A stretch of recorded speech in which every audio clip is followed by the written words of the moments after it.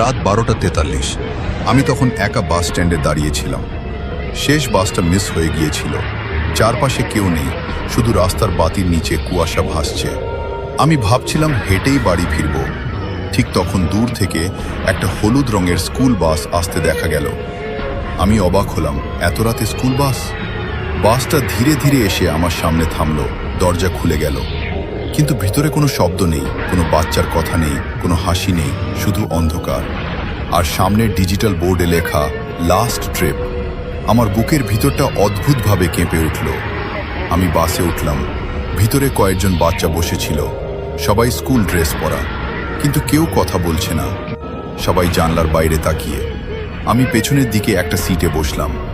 ঠিক তখন খেয়াল করলাম সব বাচ্চার ইউনিফর্ম একই না। কেউ অনেক পুরনো ডিজাইনের ড্রেস পরে আছে, যেন 20 থেকে 30 বছর আগের স্কুল ইউনিফর্ম। আমি ভাড়া দিতে সামনে গেলাম।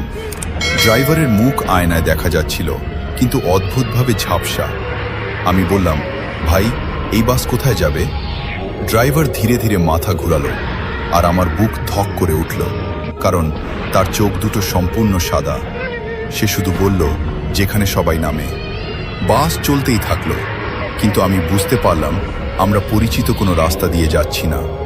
কিছুক্ষণ পর বাস একটা পুরনো স্কুলের সামনে থামল। স্কুলটা অন্ধকার, গেট ভাঙা, দেয়ালে আগাছা। কিন্তু আশ্চর্যের বিষয়, সব বাচ্চা একসাথে উঠে দাঁড়ালো আর ধীরে ধীরে বাস থেকে নেমে গেল। আমি জানলা দিয়ে তাকিয়ে দেখলাম স্কুলের দেয়ালে একটা পুরনো সাইনবোর্ড। সেখানে লেখা, বন্ধ 1998। ভয়ে আমি ফোনে ইন্টারনেট চালু করলাম, সেই স্কুলের নাম সার্চ দিলাম, আর তখন আমার শরীর ঠান্ডা হয়ে গেল। একটা পুরনো খবর বের হলো। 1998 সালে একটি স্কুল বাস দুর্ঘটনা, নদীতে পড়ে যায়। ড্রাইভার সহ 17 জন ছাত্র মারা যায়, আর বাসটা কখনো উদ্ধার করা যায়নি। আমি ধীরে ধীরে মাথা তুললাম। বাসের ভিতরে বসে থাকা বাচ্চাগুলোর দিকে তাকালাম। তারা সবাই এখন আমার দিকে তাকিয়ে আছে। হঠাৎ একটা ছোট মেয়ে আমার পাশে এসে বসলো। তার ইউনিফর্ম ভিজে, মনে হচ্ছে কাদা আর পানিতে ভরা। সে আস্তে করে একটা খাতা আমার হাতে দিল। খাতাটা ছিল উপস্থিতি রেজিস্টার। ভিতরে অনেক নাম, প্রতিটা নামের পাশে টিক চিহ্ন, শেষ লাইনে একটা নাম ফাঁকা। আমি তাকিয়ে দেখলাম সেখানে লেখা আমার নাম। বাস হঠাৎ থেমে গেল। জানলা দিয়ে তাকিয়ে দেখি চারপাশে শুধু পানি।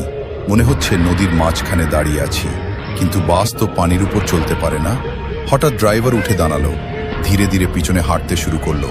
সব বাচ্চা উঠে দাঁড়ালো। তারা একসাথে বলল, শেষ যাত্রী, শেষ সিট, শেষ নাম।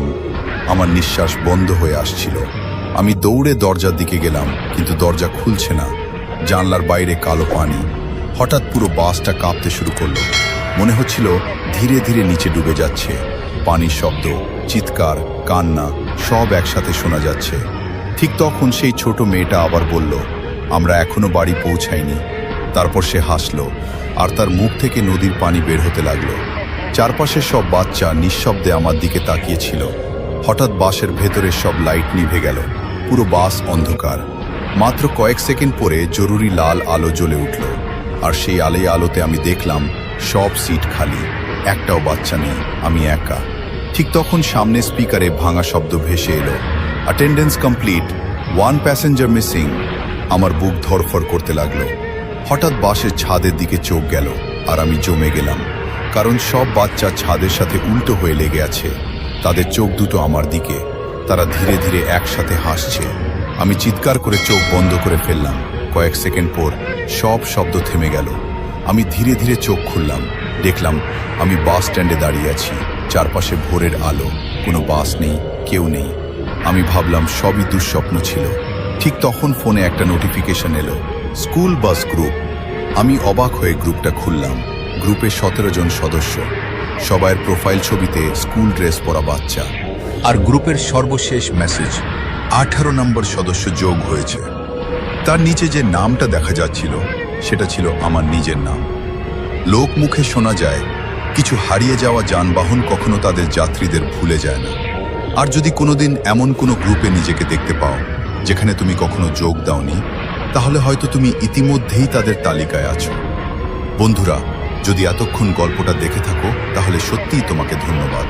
একটা হরর গল্প তৈরি করতে গল্প লেখা, ভয়েস রেকর্ড, এডিটিং, থাম্বনেল সব মিলিয়ে অনেক সময় আর পরিশ্রম লাগে। তুমি যদি নিয়মিত এমন ভয়ঙ্কর গল্প দেখতে চাও তাহলে একটা লাইক আর সাবস্ক্রাইব করে পাশে থেকো। তোমার একটা সাবস্ক্রাইব নতুন গল্প বানানোর জন্য অনেক অনুপ্রেরণা দেয়।